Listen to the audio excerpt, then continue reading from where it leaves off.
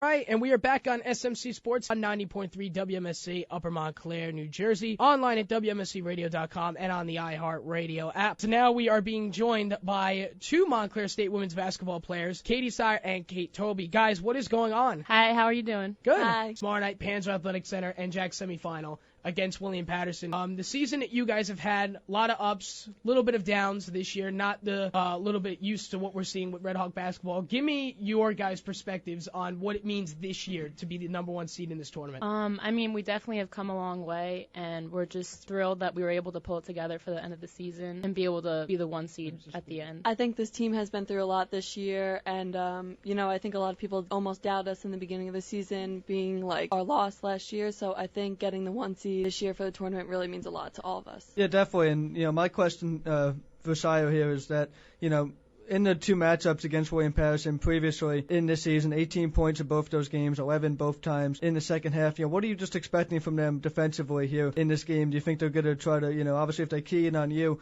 you're able to distribute the ball, get it out to your shooters, and you guys have an advantage in three-point shooting, or are you expecting them to, lock in on that and get a similar look defensively from them? I think they're really going to play a lot of zone and keep it kind of compact, so I'm really going to try to look for our shooters, distribute the ball a lot, and we'll see what happens. My question for both of you is, what are you guys doing to prepare for this game? Because it's a very potential matchup, very exciting matchup, I guess you would say. So, anything going around to Coach Harvey asking, what are you guys doing to prepare for tomorrow's game? Well, yesterday at practice, we focused on our zone defense because we're kind of changing it up, trying to do different things. So definitely working on our zone, trying to make sure our offense is crisp and we feel comfortable with it. Are you guys confident to be able to come out with the same tempo you have the last 8 games after a 6-day break? Yeah, I think we have a lot of momentum right now. I think we're feeling really good as a team, especially after getting that one seed. So I think tomorrow night we're going to come out really strong and look good. And obviously we touch on those last 8 games. We'll take us back to Puerto Rico when Kayla goes down with the injury. After that, it was a tough winter break for you guys. You lost to Rowan on home court. You lost to Stockton at Stockton. It was a very tough winter break for you guys. Somehow it all clicks at some point. 8 straight wins, number one seed, which includes in those 8 wins against Rowan at Rowan. You were credited for it, of course, Katie Sire,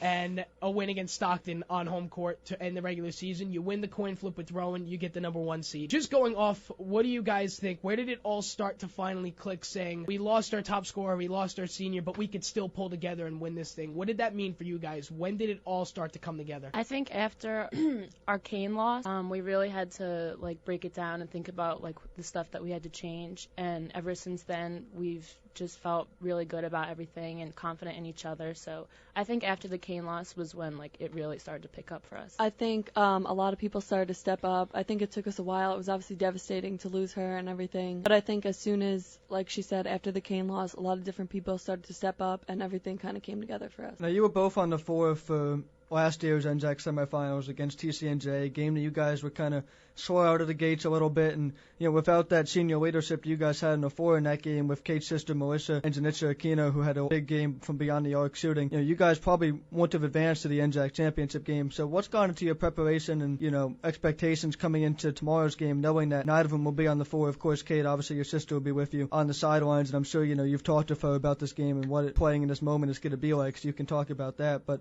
just the preparation for this game for both of you, how has that been, knowing that someone else has to step up besides those two that you had last year? And the beauty of this team is it's been a lot of different players at different moments, but especially you two in some of the most recent wins. Yeah, I would say I feel pretty comfortable with everybody. Like you said, different people step up in different games, but at the same time, you can't take anyone lightly in the tournament because you never know what could happen. I think the best thing is that it's not necessarily on 2 or 3 people. It's everyone on the court at all times. I think everyone takes leadership roles on this team, and I think we're going to come out really strong tomorrow night. So, what do you think the defining moment of the season has been so far? I think just being on this past 8-game winning streak and getting first place and just proving a lot of people wrong and doing so well at the end of the season. Yeah, it was definitely nice to pull it together.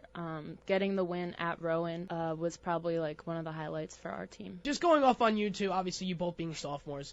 You were there last year as freshmen in the Final Four. You were in this NJAC semifinals, so you guys do have experience. So give me your perspective, what it's like to be sophomores in this situation, have so much experience already, and to be playing in this game again with this team now. This is a little bit different from last year. Last year you guys had the number one seed from like the first 5 minutes of the season. This year, it was almost like you had to fight back for it. Why is this year different? I think this year's different because, like you said, we had such a successful season last year. And even though, like, Rachel and Zoe weren't getting the minutes that they're getting this year, like, they had less minutes last year, they definitely have grown a lot since last year. And even though we don't have Melissa or Janitza, I feel like everyone has experienced last season, whether they were on the court or not. So this year, we all just know what it takes and what's supposed to be. Obviously, before Kayla got hurt, she's a senior, she's a leader. After she went down, who kind of like stepped up and rallied you guys together to go on the streak, I guess? I would say it took a little bit for us to let that soak in and try and figure out what to do next, but I think everybody stepped up. I don't think one person did it on their own. I think all of us had to figure it out together, and that's why we're so successful right now. All right, so last question here before we wrap up. You know, obviously tomorrow night is a big game. William Paterson is definitely no joke. Number 5 versus number 1. I'm sure you guys have already thrown that statistic out the window. Mm-hmm. What are you guys expecting out of tomorrow night between both of these teams? I think it's going to be just like the second time we played them, really close down to the wire. We're hoping to not come out as slow as we did against Willie P the second time. But they're going to be tough. It's going to be a hard fight. It's going to be a battle all the way. But I think we have what it takes if we come out with the right mindset. Yeah, I agree. You don't want to take anyone lightly right now, and Willie P has a good team, good program, so I think it's going to be a tough one, but we're definitely going to try and come out stronger than we did last time. Absolutely. Kate and Kate, I want to thank both of you for joining us. We really appreciate the time that you guys have taken out to speak with us. So for those of you who do not know, the NJAC semifinal is tomorrow night at the Panzer Athletic Center right here at Montclair State University. It is the William Paterson Pioneers versus our Montclair State Redhawks, winner to the NJAC Championship Friday night. If you can't make the game, we have all the coverage here on 90.3 FM, WMSCradio.com, and on the iHeartRadio app. Starting with Brian Gowsman and Ryan Long on the pregame, 6:40. 7 p.m. is Craig Orbanoff and our one and only Sean Martin on the call.